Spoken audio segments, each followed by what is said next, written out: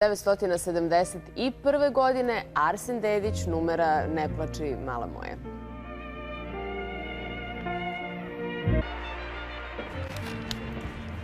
Da vidimo i šta nam tu piše štamp. Fino. Pres, naslovna strana, šta da drugo kažemo. Veliko istraživanje Galupa i Ujedinjenih naroda servisnih informacija iz Beograda. Dakle, oblačno i povremeno sa kišom možemo da očekujemo u naredna 2 sata, barem kada je glavni grad u pitanju. Hajde da vidimo kako nas vreme očekuje u Srbiji danas i u narednih par dana. Veći deo kontinenta kao i balkansko... Povrtari iz naselja Mužlja kod Zrenjanina bolje žive u... Vi ostanite uz nas. U nastavku programa govorit ćemo o penzionerskim kreditima. U našoj zemlji ima više od 1.600.000 penzionera i oni su po pravilu najredovnije platiše i svih računa, ali su i najredovniji kada... A prvi put pred beogradskom publikom nastupit će Moskovski gradski balet i odigraće 2 predstave u Sava centru. Labudovo jezero je na programu 7. decembra, a već sutradan Krcko Oraščić. Ova trupa je izuzetno popularna širom sveta. Moskovski gradski balet je osnovao 1988. godine poznati ruski koreograf Viktor Smirnov-Galovanov i oni su od tada nastupali po celom svetu. Grupa je izuzetno popularna u Velikoj Britaniji, tamo je za 20 godina imala više od 1200 predstava.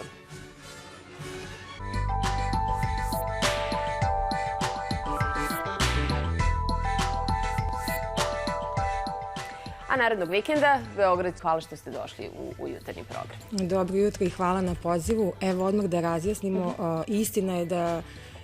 Šta onda radimo sa tom potvrdom? U principu ta potvrda traje 12 meseci od dana izdavanja. Sa potvrdom se odlazi najnormalnije u inostranstvo. Bila bi po logici stvari interesantna ova prepiska vezana za Moskvu, međutim tu se čak nije čulo ništa interesantno, osim ovog poređenja sa likovima iz prosto Lady Gaga, pa je to valjda znači da je odmah i Lady Gaga na tim diskovima, je li tako? Iznese preko 200.000 dokumenta. Kako je moguće? Ali malo smešno.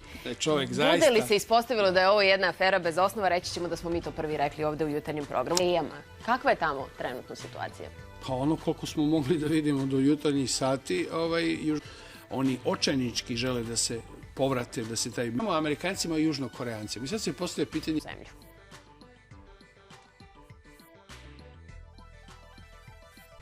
I evo nas, već smo došli i do našeg muzičkog gosta. Luis je sa nama ovoga jutra i pričamo o jednom lepom novom projektu. Dobro mi jutro i hvala što ste došli u jutarnji program. Dobro jutro i Preko, ali ovo je zaista lepo. CD koji će izaći u Holandiji, koji bi trebalo da se pojavi uskoro, sada u januaru mesecu sledeće godine. Rekli kada su čuli vašu muziku. Da su producenti od vas tražili praktično samo male korekcije u smislu izbora instrumenta kojima se... Ono što će naše gledalce pak zanimati jeste da se spremaju da će uskoro biti gotovi album koji će se naći u Srbiji upravo. Ima neki, mislim, to su, sad da kažem da su to samo na... Ko htela da pomenem, rekli ste mi da vi imate čak 6 dece. Međutim, gledalci na MTV-u već mogu da vide i pesmu vašeg sina. Moj sin... To ide na našem drugom programu. Bio je, čak je bio na prvom mestu jedno vreme. Kako se vama čini ta njegova muzika? Meni se sviđa. Pa dobro, njegova muzika je zasnovana na ono što smo... Sada u jutarnjem programu čuti nešto što jako dobro znamo, Ciganski san je. Izvalite.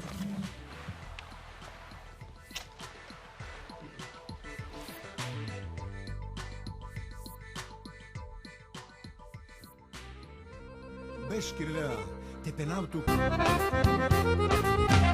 Io conciana della blusa, che la sirotana. Io conciana della... Toga muzička pauza.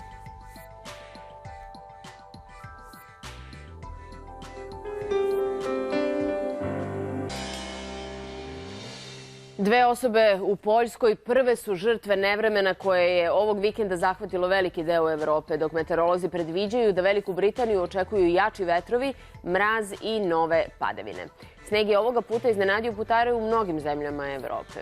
Kod nas snega još uvek nema, međutim probleme na putevima prave odroni i klizavi kolovozi. Otpad na Perućcu letos je prouzrokovao i havarije na zatvaraču agregata hidroelektrane. I tada je, kako bi kvar bio otklonjen, nivo jezera spušten čak za 18 metara.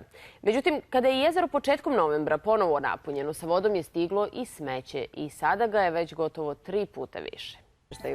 A ova zima biće hladnija nego prethodna. To nam je prošle nedelje u jutarnjem programu rekao direktor Republičkog hidrometeorološkog zavoda. Da li današnja prognoza potvrđuje ova predviđanja, vidjet ćemo baš sad.